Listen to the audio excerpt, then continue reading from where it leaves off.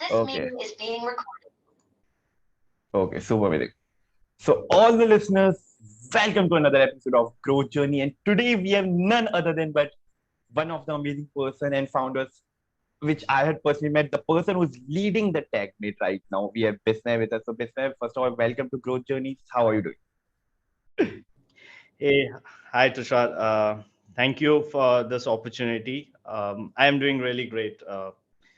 This has been a wonderful experience once we had started on Pitchground a couple of days back. And we have been already starting to see a lot of traction coming in terms of users, in terms of obviously dollars. Uh, but yeah, we are right on track there.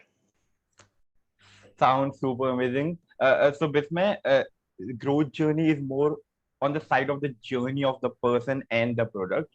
So, I would like to start with that. So, like, I would like to know from your side, like, who is Bismay on the first place? What have been your background? What have been your childhood? Like, what education did you did? What did you did in your early days of your career and professional life? Like, I would like to know that first. Interesting. I think I'll keep my story short, but yes. So I've been born and brought up from Odisha, which is a coastal state in India, right? After doing my engineering, I did my management from a premier B school in India, right? And right after that, the first thing that or the first company that I joined in was a startup. It was just a 15-member company, and I was the sole uh, project manager, come sales manager, sales business development manager there, right? So it was a energy startup, and we had to figure out how to save energy for big manufacturing companies and real estate corporates and things like that, right? So that's where the journey started. But obviously, data is the new oil. Everybody was screaming it out loud in headlines everywhere, and I had a thing for analysis, data insights, statistics, and so on and so forth.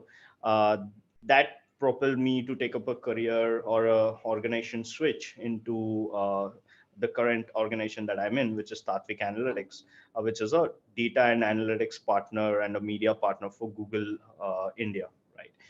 Um, in this organization, I have been across doing multiple roles, but the primary role that I'm currently in is leading the products and the innovations, all kinds of solutions in the marketing analytics space, right? From how we can improve the media efficiency of your campaigns that you're running on your paid platforms, or how we can improve the collection mechanism of your digital properties. How do you collect the data and be able to analyze it in a more efficient manner, in an accurate manner, and take better business decisions or marketing decisions on top of that, right?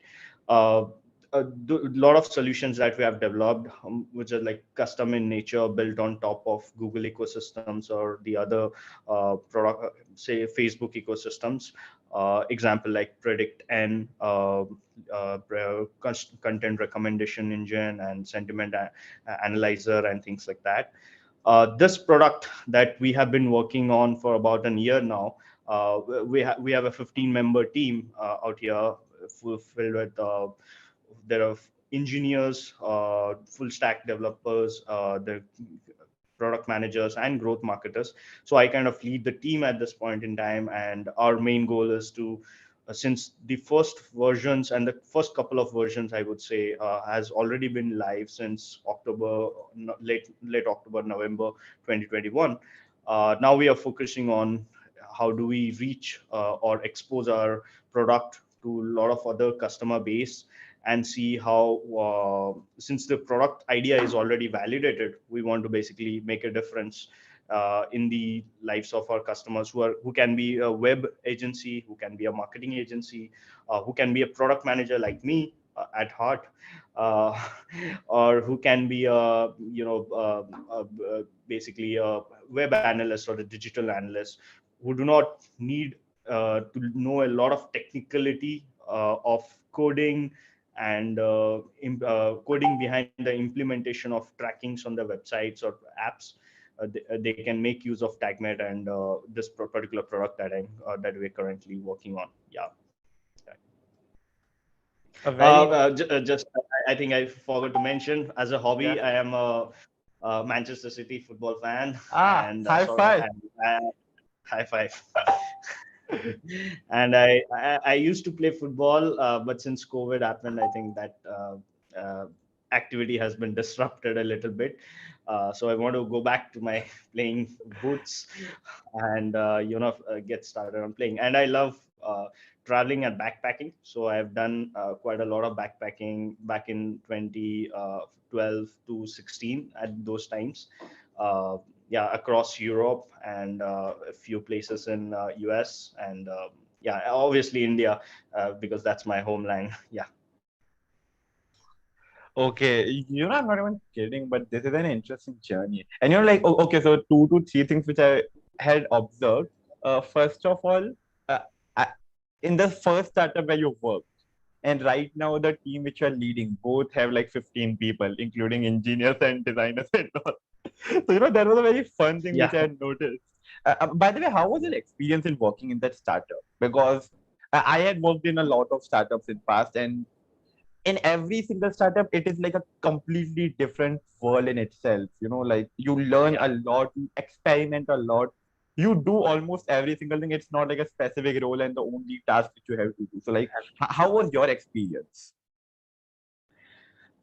Yeah, I think in the first, in any organization, I would say, like they say, the manager is, or your, the reporting authority, whoever it is, whoever he or she is basically the pivotal individual in your careers, right? So I have been fortunate enough to get that kind of mentorships or coaching while I've been in any of the startups.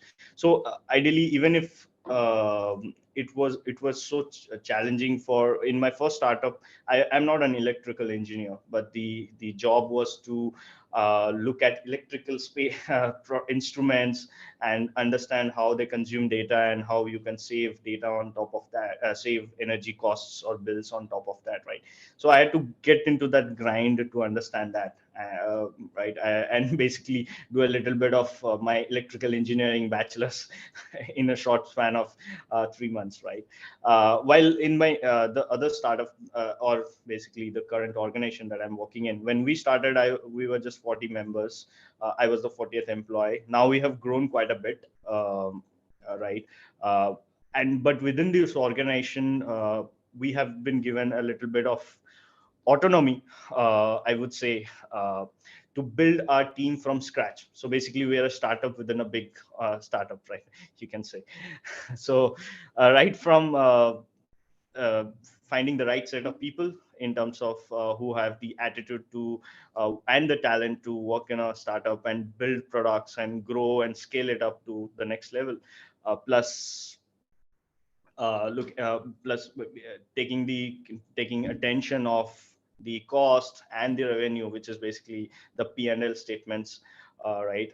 So that and third thing is, which is at my heart, like developing or innovating based on certain product ideas that we have. So there would be an idea, and how do we make it feasible, how do we make it bankable, how do we make it scalable in terms of reaching to the next set of customers, or uh, I'm not saying we would reach $1 billion valuation. But yes, why not aspire for it when you are building something for the businesses, right? So that's where my experience has been, that in terms of ups and downs, I think we have seen a lot of failures as we have grown past our first couple of years of developments.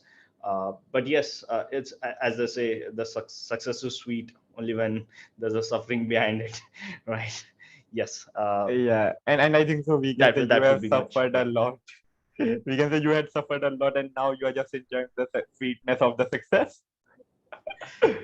I wouldn't say that. I think I generally tell my team that maybe this from 0 to 1, I think we have gone past. Now from 1 to 100 is what we are in currently. So Hmm.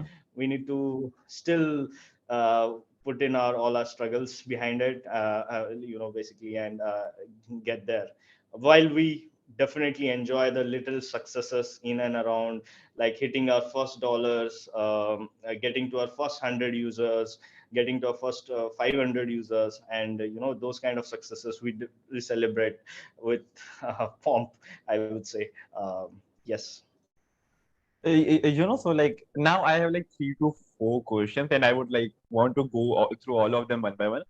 First of all, Okay. okay, so I had worked in startups in past, and I'm not even kidding. I believe I am like very fortunate that the startups in which I worked, it was like a very chill environment where we all used to enjoy, play games, and there were a lot of situations and fun things which we used to do. Like, first of all, I want to know Right. in the startup where you worked, after your graduation. What like any specific incident which you remember? I'm like, okay, this was such an amazing incident. This was such a funny thing. Anything like that? You remember? Like I think a lot of funny incidents would have gone is going past my mind at this point. But one thing I definitely remember that I did,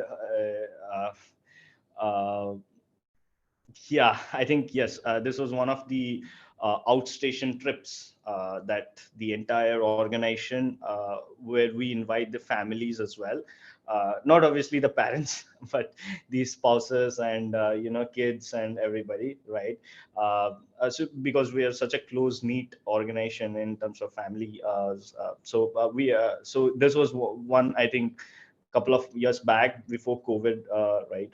Where during one of the nights, it was basically a dance night, and I literally don't know how to dance, but I just jumped onto the stage and I started just doing monkey dancing in and there. There were a couple of people who joined me on the stage, and some of them were obviously, we were drinking and we were partying a lot. I did a somersault or a backflip. I tried a backflip. Okay. I hadn't done that for Oh quite a long shit! time. Yeah. And I don't think I was so fit then also to do it perfectly. So I landed on my back very, very hard. But then I couldn't feel anything because we were already drinking and stuff. So the next morning when I woke up, that's when I started feeling the pain, and I said, "Oh, this trip is going sideways now."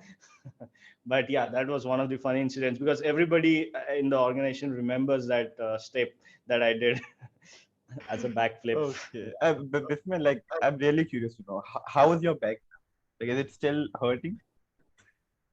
uh, no, I think after I came back home, I got good medications around it for 5-7 days. I think I was still tottering around, but yeah, I was fine after that.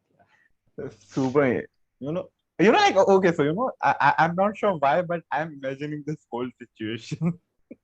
And I'm just imagining a person just doing a backflip and like falling on the back. Okay, it is too funny. No, let's just move on. Oh my God. Okay, so as you talked a lot, I think you mentioned this thing 2 to 3 times that this development is something which is at your heart. Like you love to develop new stuff and all. I'm curious to know how did you got to know, or when did you realize, okay, this is something which you love? Or, I mean, something which happened in college or after it. Like, what's the story of that? Um, I think in my engineering days, I was trying to get myself into robotics, considering I was a computer science engineer. So I'm supposed to know coding like Einstein, right? So, but I was not a very good coder at that point in time. But robotics had taken my interest and I had joined my robotics club, and I was trying to learn how to do VLSI coding and microprocessors and stuff like that. Right. That's where the fascination of building your robot with scrap material, basically, which there was no material like we used to take it from our engineering warehouses. Some just piece of metal, one small wheel from a toy and things like that, and conjoin them and build it into a robot and take it to competitions across IITs and NITs. And we won one of them while I was there on one of these journeys. I think that definitely sparked it. Yeah, that maybe I should continue developing products, if not hardware products, not why not software products, right? Since I have the software engineering or the computer engineering experience, that's how things had moved on. And I did my masters in obviously business. Um, Literally, everybody says that once you do an MBA, you start wearing your coats and ties, and you don't do hands-on development. You're most doing presentations all throughout, running Excel sheets and delivering sales pitches to your customers. I have done that, so I don't disagree with the fact. But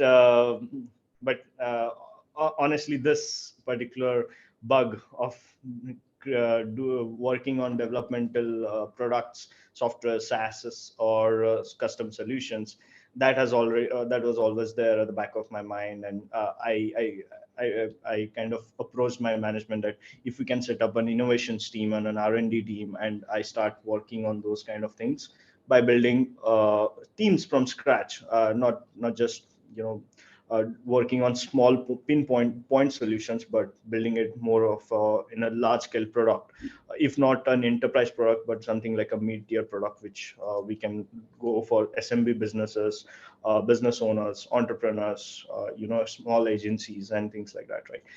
So yeah, here I am trying to scrap my, move my way up to there, up to the top. Yeah. Okay, so you really went to the management, told them, okay, I want to create my own team and I want to develop something. Like, Yeah, I did so. I remember that day also. I did so. Yeah. and no, so you remember that day? Like, I want to know more details. I like, what did you eat in the breakfast and you decided, okay, today I'm going to go to the management and I'm going to tell them I want my own team. Um, so I think it was back in a couple of I don't remember the exact date per se, but yes, uh, there was this sales role that I was already in, and I was doing sales quite a bit.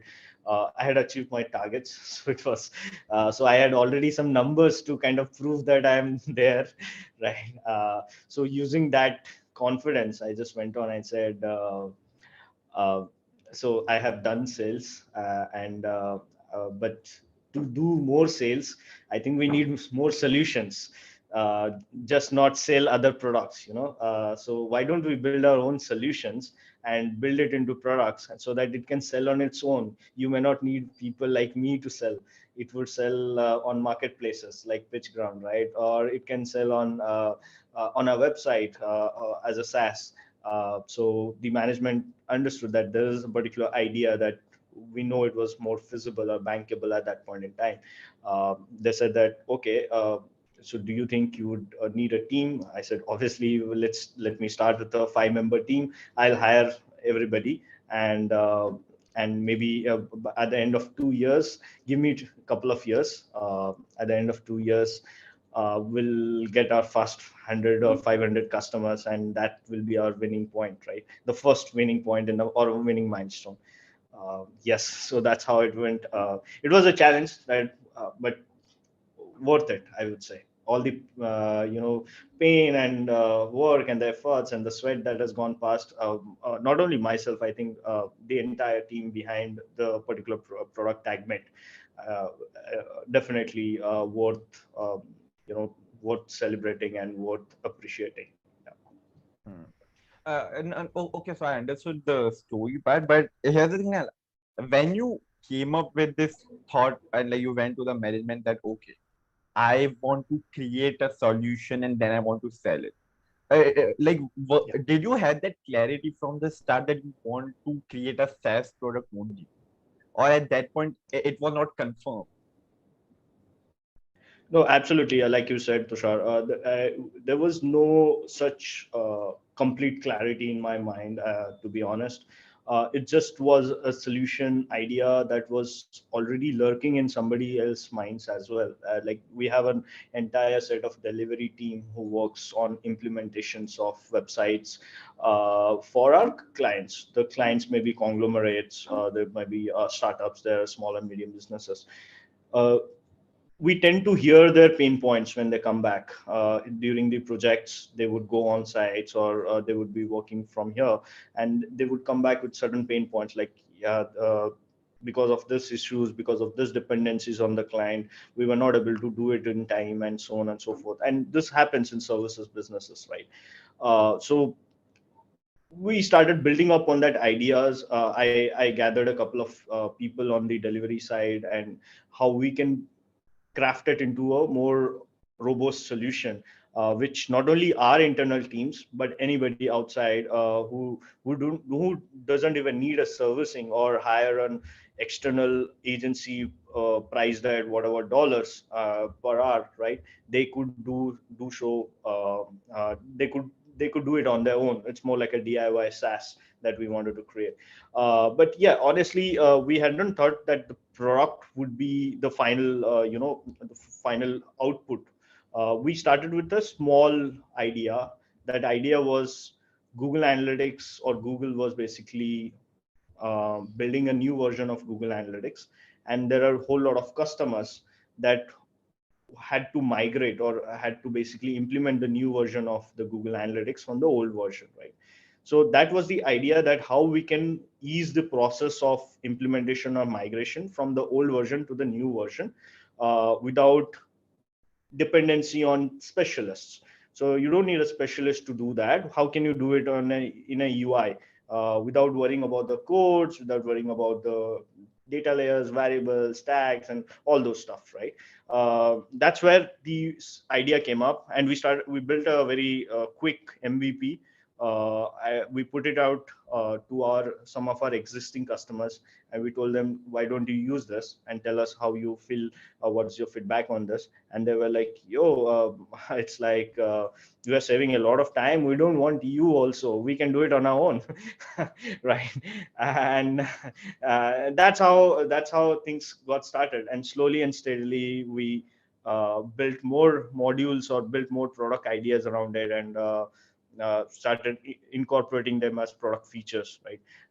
We have a very long roadmap, I would say. When I look at my roadmap, I like, okay, I think I need a 15-member team more to get things up and running, right?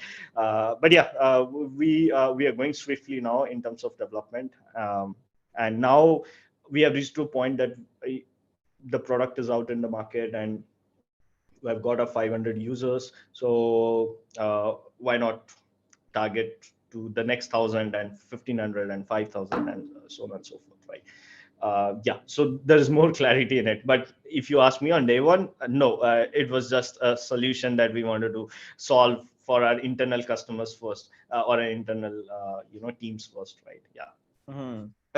Okay, and like at that point in the start, did you knew that something like SaaS even exists on the first place? Because I'm not even kidding. 3 to 5 years back, I personally also had no idea something like SaaS exists on the, not even in the startups in which I had worked at that point. So, like, did you even knew something like SaaS exists, or like, were you into SaaS already at that point? Um, I shouldn't call it that I knew everything about SaaS by that time, but yes, I used to. I generally am a reader of a lot of techno blogs, and I follow a lot of people on Twitter, obviously, in the SaaS space, right? I had understood that this B2B SaaS. So obviously there is B2C SaaS and B2B SaaS, and I had come across certain of the products, like Google Analytics is basically a SaaS also, right? If we consider in that manner. So why not create another Google Analytics? That's the first question that we had in mind, right? When I was using the product, because obviously every product would have certain limitations, and some bugs would be there and things like that. But those bugs or those limitations essentially gives you a space to create more solutions around it, right? Using their product as which is basically Google's robust product, how do you create a small solution which you can fit it into their Google, into their ecosystem, and still be able to solve the customer problems and make money out of it, right? So in that fashion, I would say I had that interim understanding of how SaaS works. But yeah, if you tell me different types of business models of SaaS, no, I think I got into it slowly and steadily as we burnt our hands and focused on which markets are performing better for us, and which type of pricing is working for us. Even today, we are trying to, look at our pricing and see how we can deliver the right value for the cost that the customers are providing to us. Okay. Can you give me like 3 names of Twitter profiles who I should follow right now for B2B SaaS? The one guy that I remember right now, because Hmm. I was reading his Twitter, is Justin Wells. I think JustinWelsh. Okay, I would suggest that you should definitely follow. While there are other bigger influencers, obviously, there's Clement Cow is there, and a couple of other people that I follow regularly for SaaS marketing, SaaS product developments, where they have grown their businesses into multi-million dollars, right? So that's the aspiration everybody has, right? Once they start building a product and they have a bankable idea, why not get it to the next level? Yeah. Hmm. For sure, I would agree on that part. Oh, okay. So, like as you told that you started basically talking to all the people who were facing the problem, and you were like, okay, let's create solution for them. And in this process of Right. creating a solution for them, you created a SaaS product, which now they are using, and now they don't need you guys. They're like, okay, we will use your product, we don't need you guys. Okay, and that's interesting, but still, I think so. It took you guys around 1 to 2 years to create like a launchable version, right? If I'm not. Yeah, so the first variant that we had, it took about 4.5 months, right? And then we have basically built more modules on top of that. So now you can have setup, fresh setup as well. So first we started with migrations. Now we have built in analytics implementations from scratch, right? That you, if obviously developers or agencies are needed at when it is very custom, and when you have a very large website, or you have multiple use cases, let's say tracking across domains and things like that.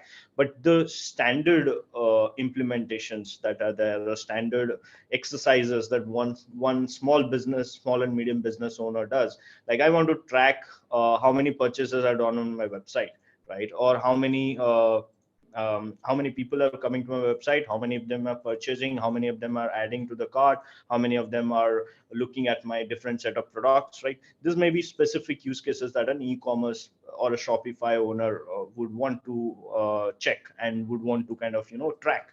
So for them, we have built the standardized templates. Now this templates, they just have to click, they just have to copy that piece of code, and they have to place it in a particular section, and that's it. They don't have to worry about anything else. Accuracy of setups, accuracy of the data that is going to flow in, everything is taken care of. You don't need to understand why it is written. I'll give the example. It's written data layer dot push bracket this that, right? You don't need to understand the technicalities there. Even even after building this product, I'm still it still is a pain for me when I look at the codes and I think, oh, this I was not able to understand why it is written like this, right? So we need to make it more simplify for our users, right? That I think that flavor we are built in. Obviously, there's miles to go.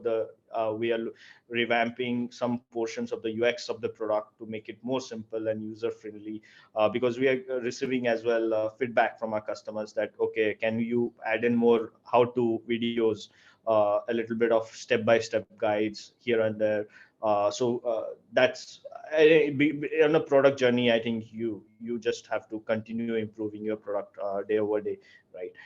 So yeah, I would say that's where it started as a technical idea, and now we are in route to make it non-technical as much as possible. Yeah. No, of course, it's a very interesting idea. But I'm curious to know. So whenever, Uh, yes. Sorry, Tushar, I couldn't hear your first couple of words. Oh, and nothing important. It was nothing that important. Okay.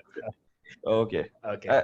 Uh, no, so basically what I was saying is that I understood the part and the things which you told me till this point, but okay, so whenever a person or like whenever a team is creating any kind of product, there is this list of thousands and thousands of problems faced in this process and which we have to solve just to create a final product which we can launch on the first place. What I'm curious to know is that when you created that first version in those 4.5 months, what was the most largest problem you faced in that time span of 4.5? What was the bigger problem? Uh, or like was it just a smooth process without any problems on the first place? No, obviously, definitely not a very smooth process. Mm. I think apart from staffing or hiring problem, which is definitely there, even in India, I think where there's ample people available, you still have to get the right mix of people with the right attitude and talent in your teams, right? Who are focused on the goal and not just implementing or executing a particular task. I have been fortunate enough that we have been able to find some of the best minds to help work with us in this particular journey, right? So apart from that staffing problem, I'd say requirement gathering was definitely one of the pain point for us. Because we were not directly interacting with the customer's POC. The customer POC was mostly non-technical, right? Like just like me. So if I had to I can definitely give you something like, okay, this flows, if it were such a flow which is non-technical nature, that should work. But underneath or under the hood, actually there is a lot of technical coding that has to be put in place. It may not be visible on the UI, right? So for that, we had to be sure of different scenarios, the test cases that can come up, and different types of implementations that are available, because the website technologies are so many. One might have developed on Shopify, one might have developed on the JavaScript technologies and things like that. So and then there are Chrome browsers versus Internet Explorer versus a lot of other browsers as well.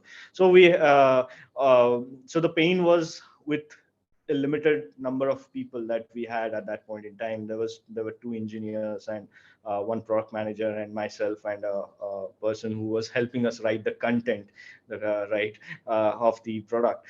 So yeah, we had to prioritize what features or what scenarios or what best use cases that we can implement right now, and then build on top of that once the MVP is released, right? And I think that's the definition of MVP when we are talking about a happy flow for any particular product user to kind of just work functionally and accurately without hampering their business goals or their business data or any data loss happening. Mm. No, no, that completely makes sense. And prioritizing is something which I believe, if we talk about not even building a product, even in life, every single day you have to prioritize a lot of things. Uh, so yes, I would agree on that part of prioritization. And I'm just happy to see that at that point you prioritized in a well manner, I'd say, because of which now we are able to see a final product which we can use also every single day for our own website. So that's like a good thing, Right. I'd say. But this was the problem which you faced in the initial months of like that 4.5 months of the release of first version. When we see the whole timeline of like 2 to 2.5 years, in this whole Mhm. timeline, which have been like the largest problem which you had faced? Because I don't think the prioritization would be the largest problem, or is it like? I'm just curious to. Yeah, I would still say prioritization is the largest problem, because there's just so many ideas that comes flying in from your customers, from your internal teams, from your specialists, from your top management, and you always have this pressure, the deadline pressures of going live with some X feature, right? Whether this feature is actually essential for a customer or not, whether this feature is something that will drive revenue for us or not, those all kind of decision making, I think, uh, makes our lives a little bit difficult sitting in a back room. Although we do talk to the customers and email them and ask them for feedback and so on and so forth, but it still definitely is a pain, big pain. And I would say the same pain of hiring or scaling up the team is still there when you want to keep people, retain them, and keep them focused towards a common goal of achieving the X number of users or achieving X amount of revenue from the product, right? So those the hiring the hiring becomes a pain there. Or I would say, rather than hiring, I would say uh, building the team, scaling it up, and ensuring that everybody is there until the final end to test the success. Like I said, the sweet success. Yeah. Hmm. These would be the major problems. Apart from that, Hmm. when you are a lean team, when you are a lean team, and you would want to spend your budgets in the right fashion, whether it's a cost of a SaaS that you are buying, just like somebody is buying our SaaS, right? Similarly, we also would buy a marketing automation platform or a small CRM platform, right? Or invest money in running a paid campaign, or developing an intro video for with the founder or with the product as a whole, right? So we have to be doubly sure that, okay, this money is going in the right direction and we are going to get some ROI out of it, right? So yes, I think that's a part and parcel of anybody who's working on leading a product team. So yeah, why not? Hmm. No, I would agree on all the points which you said, but like there was this one point about which I'm a little bit more curious. So you said like you Okay. have to prioritize a lot of then deciding, which feature should be there, which feature is just like a want and not a requirement or not a need. So I'm just curious to know what process do you follow, or how do you decide that this feedback or this suggestion by either a customer, a user, or the team or specialist or management, uh, should it be executed, should it be launched or not? Like, how do you decide that? Yeah, so obviously there are a lot of frameworks like PII prioritization, importance, ease, PI framework and obviously a lot of other prioritization frameworks are also available. We do use this PIE framework that has potential, importance, and ease framework, and we try to score that particular feature or functionality on top of that while we are doing our sprint development meetings, right? We might have received certain ideas. We would put them into a backlog, and then during the sprint development meetings, we'll talk about it, and we'll try to see if this particular feature uh, ranks high in all of those three characteristics or not. If it doesn't, then we can always take a vote there that if there is an ease of development and is more of a UX driven, like people like to see a bell icon on top of the top right of the screen, and there's notifications are visible, although they can always receive notifications in an email, right? But if that's an UX thing and people like to do it, so we might take a vote and say, okay, let's get it implemented and so forth. But the major features, like the major product features, like I was giving an example of analytics implementations, or for that matter, if there are marketing agencies who have to go through a grind to basically implement pixels on websites for tracking of attribution of their campaigns and so forth, which we call it UTM parameters, right? But they have to put those pixels on the customer websites. That becomes a pain, and this is what we have in the last Jan, Feb, March, that we have built in support for Google AdWords and Facebook ads or Meta ads, pixel implementations as well. So that's an essential feature that we thought the customers are needing it. particularly agencies that we are targeting to as our customers, right?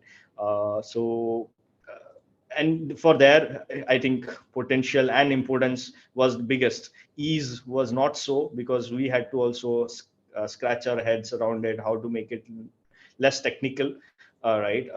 But yeah, we it is currently live in the April version that you guys are seeing on Pitchground, which is now active. Yeah, both the product features are active now. Very interesting. And like this thing which you mentioned, this actually takes me to my next question.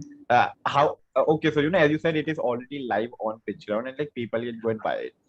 What I am actually curious is that how have been your experience with Pitchground on the first place? Because when we talk about launching a product or like our own SaaS on which we have worked for 2 to 2.5 works on a marketplace and then getting users and all, this whole process in itself is like a completely different experience which we had not experienced in past because we were developing it. So like how was your experience working with Pitchground? I would say absolutely. It was a cooperative exercise that we were doing along with the Pitchground team, where they had outlined uh, tasks that we generally outline for our teams, right? Like a sprint cycle, we took it as a sprint development for us, that okay, there are 25 things that we have to work on together with the Pitchground team, and ensure that the materials or the assets or the development questions that they have put down, we need to answer them, right?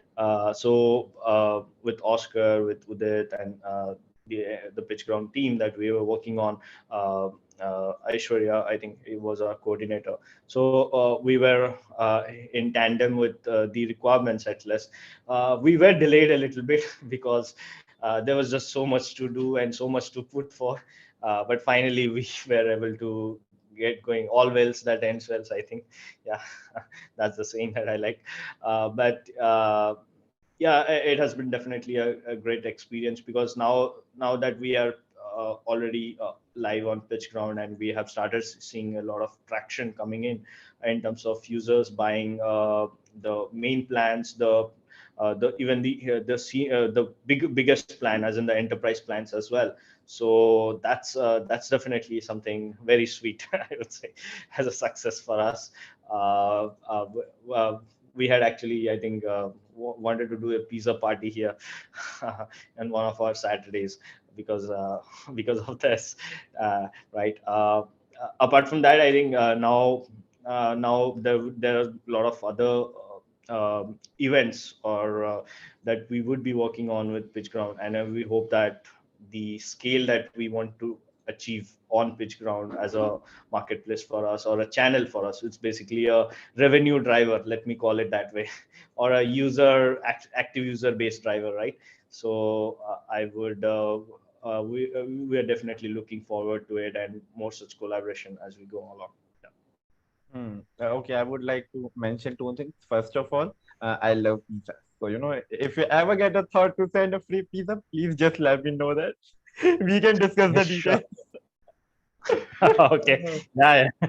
Please ping in your address. We'll Sure. get it sent. And no, no, but like on a serious note, I'm just personally happy that it has been a good experience and you got some sales. And I think, as you said, you guys had achieved already your first 100, 500 users, if I'm not wrong. The next target is for the 1,000 and 2,000. And I know that you guys will achieve it. But this actually takes me to my one of the next questions, and that is basically uh, okay, so you have been working on TagMate since the start. Like you have been the person who went to the management and told them, "I want to create something." And as a way, you are kind of like a father of TagMate till a good extent, I can say. And so, like It as a makes me sound old. I yeah, said it makes me sound old.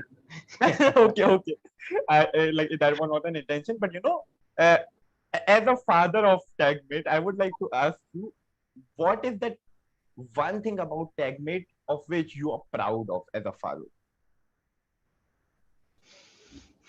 Okay. As a father, I don't think I can see any weaknesses in my child. But okay, if I'm very objective, I think the particular migration feature that we have built into the product, which helps some any user, non-technical, any user who does not understand even an ounce of Google Analytics per se, they just want to migrate their existing implementation that they have done over these years, because Google Analytics 3 has been for about 10 years now, and then suddenly they have dropped the hammer that the new version of Google Analytics 4 has to be, you have to migrate by 2023, right? So that feature is definitely something that we love. Personally, all of us love, because we have put in so much of our bandwidth and thinking behind it, and the UI and the UX definitely corresponds to that. I think that's definitely one of the winners for us, I would say. Yeah, I personally also think that, because I think that was one of the initial reasons because of which you guys had started working on TagMate. Yes. Yeah. Oh. Your first child. You Yeah, definitely love your first child. of course. You love your second child also. Come on, Pitchground. And like I also personally think that you are going to create even more products, more SaaS products, which will all be like a top-notch dope products which every businessman, enterprise, or marketer would like to use. And like I'm not even kidding. So this whole journey which I heard about you, like how you did engineering to working in a startup to getting into this company, selling the product, completing your targets, going to management and asking that I want to create it. Like that personally, that was my best part. I'm like, okay, this is some amazing thing which he had done. And like my personal one of the most important which I loved about Manchester. High five. Manchester High fan to five. the house, guys. Let's go. And The only sad part was they lost in the FA Cup against Liverpool. please don't I was remind watching me the that. match and I was watching the match. I was like, oh my God, what happened today? So did you had your pizza after the loss or something else? No, yeah, I was sad. Yeah, I was literally sad because I was actually dining with a Liverpool guy. So both of us were Oh, side by side, and we were putting on baits that okay, we are going to come back. Even until 75th minute, I was thinking that we will still close the gap of the two more goals. But yeah, sad part. It just happens in sports. just out of curiosity, like how much did you lost in that bet? Like just out of curiosity, I want. No, fortunately, it was not a money bet. So yeah, Oh, okay. it was more of a food. It was more of a food bet. So I had to order some stuff for him because we were eating outside in a restaurant. So yeah, that was No much worries. about it. I got saved. Yeah, Yeah, yeah, it was worthwhile. I mean, I wouldn't say it was worthwhile, but okay, there was no loss. So let's be happy about that part. yeah. Everyone enjoyed Yeah. tasty food at the end of the day. No, Cool. but now I've challenged. Now I've challenged him that we will win the EPL for sure. We are Oh, not going to shit. let you win. Oh, my man. And what's the bet this time? You are going to buy me dinner or what? So things are now up to the jerseys. So I have original jerseys. Oh, We have to shit. buy each other. Yeah, The stakes are too high now. yeah, Okay, I would be supporting you. Just remember that. Because Manchester, let's yes. go. We'll win. We'll win. We will The win. Blues are going to win. For Yeah. sure. And like it was an amazing journey. I'd say like just let me know on what have been your final thoughts and like how was your experience in this conversation of sharing your own journey. Yeah, I think I've been talking much about myself. I would have loved to know a little bit about your journey as well. Yeah, and how you have been at Pitchground and things like that. But yes, the product that we have built and we are currently live on Pitchground.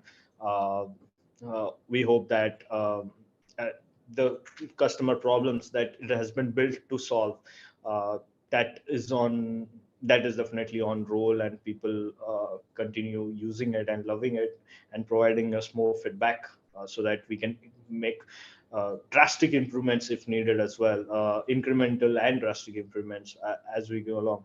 Like I said, the roadmap is definitely long. The team size is going to expand. I hope the revenue also kicks in the way that our aim or our vision is around that. Yeah, but yes, considering Pitchground as a revenue driver for us, I am putting my fingers crossed, and we are hoping that we get there sooner or later. Yeah, And yeah. I'm Maybe a very, little bit about yourself, sure, just before. sure. No, it's okay. So if I do talk about myself, I started earning money at the age of 11 by creating a distribution system in school to sell pirated movies. That was the start of my earning Oh, money journey. I'd say. After nice. Yeah, after that, I've been into a lot of ventures, a lot of different things which I did in my life to, being so I'm Sindhi at the end of the day. So the business is like in my Oh, blood. If I blood. won't do business, I will die probably. So yes, like that is one of those things on which I am focusing. Like I joined Pitchground like some months back as a collaboration manager, where we do these kind of interesting different collaborations which people either have not heard about, or that's not something some different and new experiences. That is something on which I have Right. personally worked. So yes, that's what I do. Other than that, I host Twitter Spaces. Like I'm very active on Twitter. I'd say. Instagram is something which I had used last time 2 to 3 weeks back. Like I don't even use Okay. Instagram. So I'm not active. Other than that, of course, I'm a Manchester fan. I used to play football a lot. I'm not even kidding. Like I used to play in defense, like right side and left side defense. These were my personal positions. Oh, Yeah, I was not an okay. attacker. Like whenever I used to shoot, ball used to go outside. But as a defense, I Oh, always used to steal the ball. So like I was good at oh, that nice. part. So yes, that is something which I used to do. Other than I have many different hobbies, from writing poems to writing rap songs to writing stories and like a Oh, lot more things. No, if I will talk about myself, it can go for like 2 to 3 hours minimum. I'm telling you oh, nice. that. But yeah, like these were Yeah, some small information for you. I hope you're satisfied. definitely. Yeah, that sounds definitely cool. By the way, I am also if you look at my Twitter bio, it's written left defender. Oh, Back defender. let me know your Twitter ID in the chat.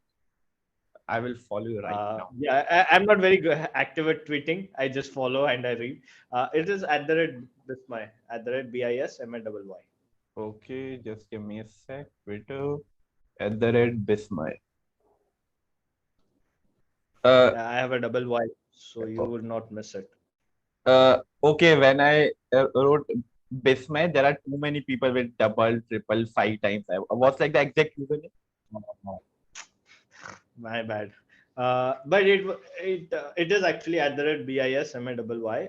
But can you search BISMAYMOHPATRA? That's my mobile. Wait a That second, you just can a minute. the user. Yeah, I can ping Okay. you otherwise. Like just drop that in the Zoom chat. I will copy paste. It would be faster, I'd say. Yeah, yeah. Okay, very interesting. I never knew you were on Twitter because like I know a lot of founders are on Twitter. They just follow, they see the tweets and they never tweet and all like this kind of normal scenario exists. But I never knew about you. So this is going to be a fun journey, I'd say. Okay. Right. Hmm. Okay, let me just end the recording part.